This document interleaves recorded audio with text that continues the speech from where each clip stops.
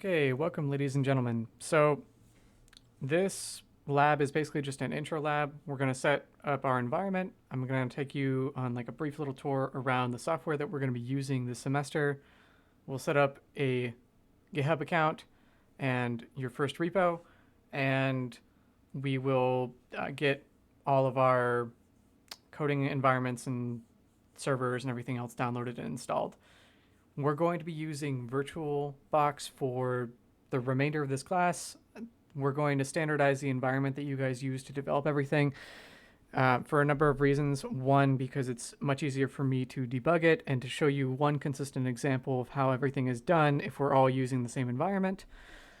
For another, it's also what you'll be using towards the end of the semester when you upload all of your, or download, I guess, all your files from GitHub onto your AWS instance. More on that in just a minute. I'm on eCampus right here, as you can see. There's a syllabus. It's not particularly groundbreaking in terms of all the software or the expectations or anything. It's really just a rough idea of what you can expect for the rest of the class in terms of the due dates, the topics that will be covered, the points that each thing is worth, and whether you can expect starter files or not. You can also expect to find how your grades will be calculated. So there are 11 labs that are offered. It'll be out of 100 total possible points, which means that your worst lab will be removed. Labs are expected to be handed in each Friday. I will be putting out the videos like this one and other kind of demos on how things are supposed to be done, or how I will at least show you how to accomplish the tasks that I expect you to complete. You don't have to do it my way. You just have to accomplish the task at the end of the day, and I'm fine with that.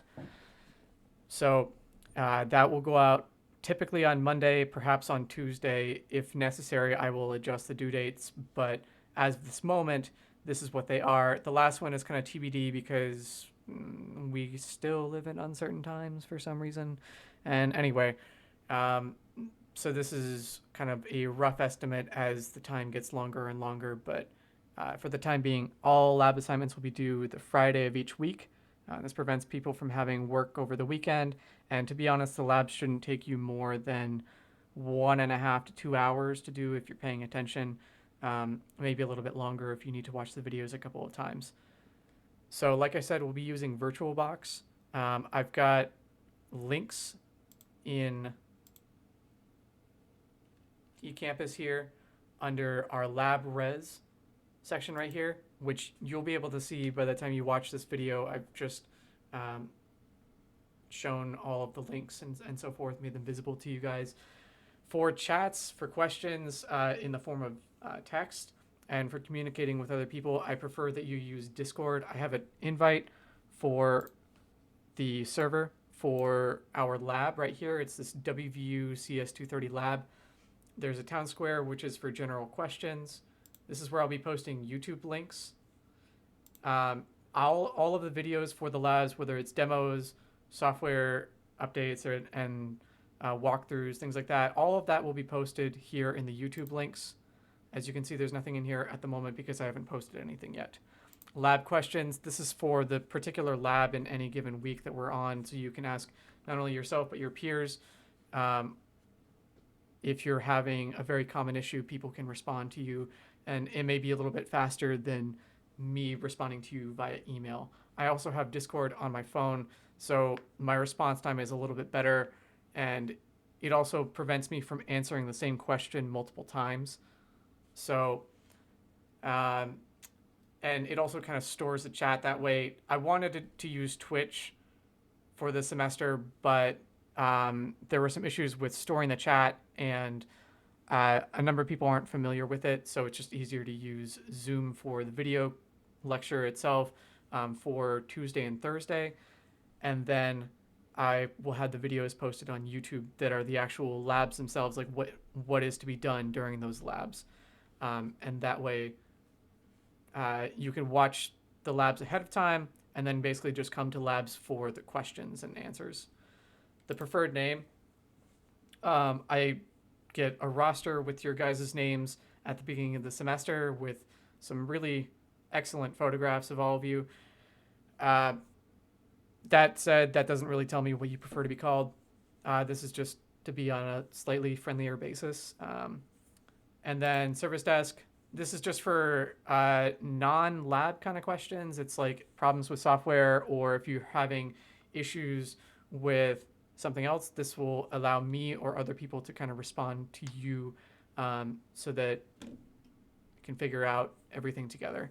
For one-on-one meetings, I prefer to meet over Discord as well. I have this question voice channel. It also allows me to video chat with you guys. You can share your screen. It's pretty neat. In general, I prefer Discord for a lot of reasons. It'll also tell you whether I'm on or not, so you can see if I'm ignoring you, which is always helpful. So yeah, if you go in this Lab 1 folder right here under the Lab Res section, which is where you'll find all starter files and anything related to the lab that you need to download or watch or any other resources, it'll be here under the Lab Res section.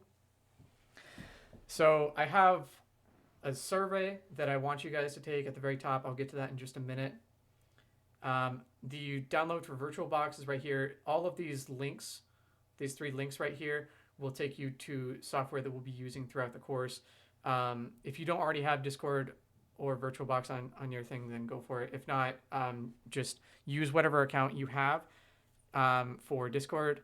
You don't need to make a special one for lab or for WVU. I don't care if you use the one that you use to play video games with, just as long as you're on that server so you can get updates. It's also where I'll be posting notifications, changes in schedule to the lab, so on and so forth. It's a nice centralized way for me to have everything together, and I hate MediaSite, which is why I'm using YouTube.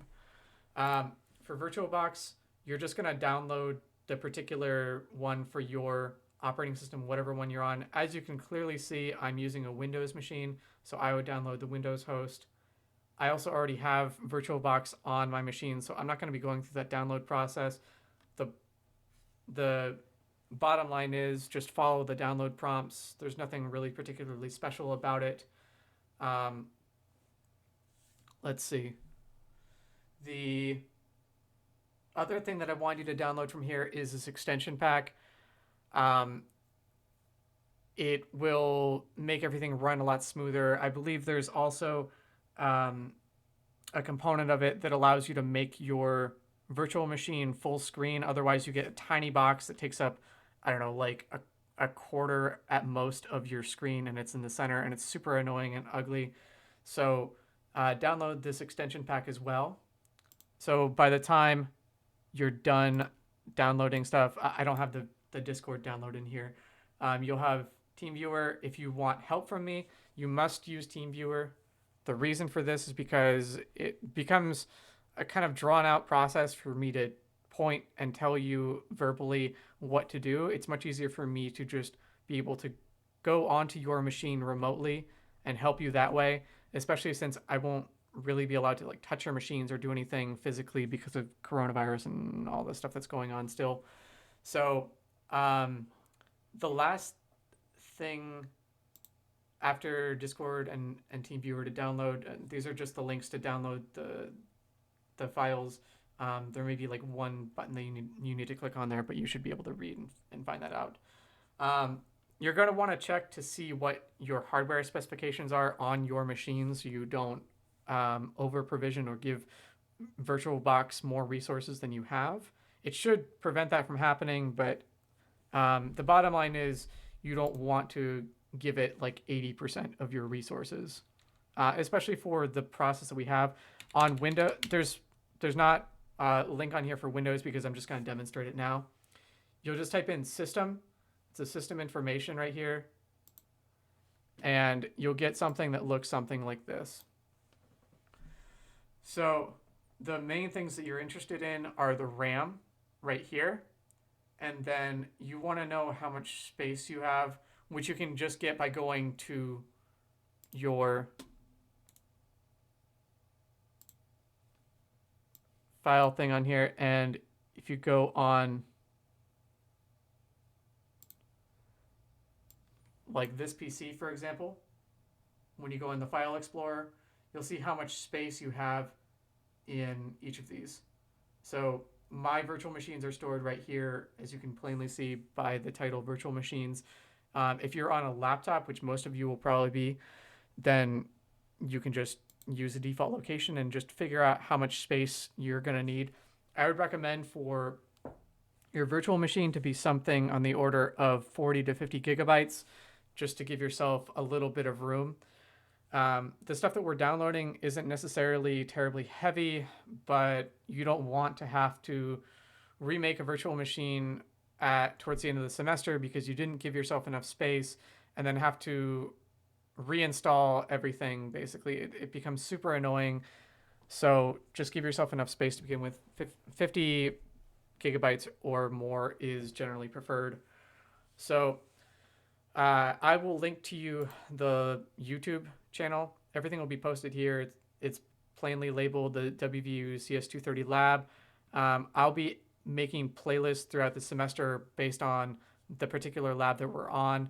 You can expect between 3 and 6 videos, between 8 to 20 minutes a piece. It really just depends. I'm just trying to give you like a range. It's not necessarily like each one of them is going to be an hour. So I try and break it up. And it's really because I'm explaining why we're doing what we're doing as we're going along, and I'm coding as we're going along. So I try not to skip too many steps if I can avoid it.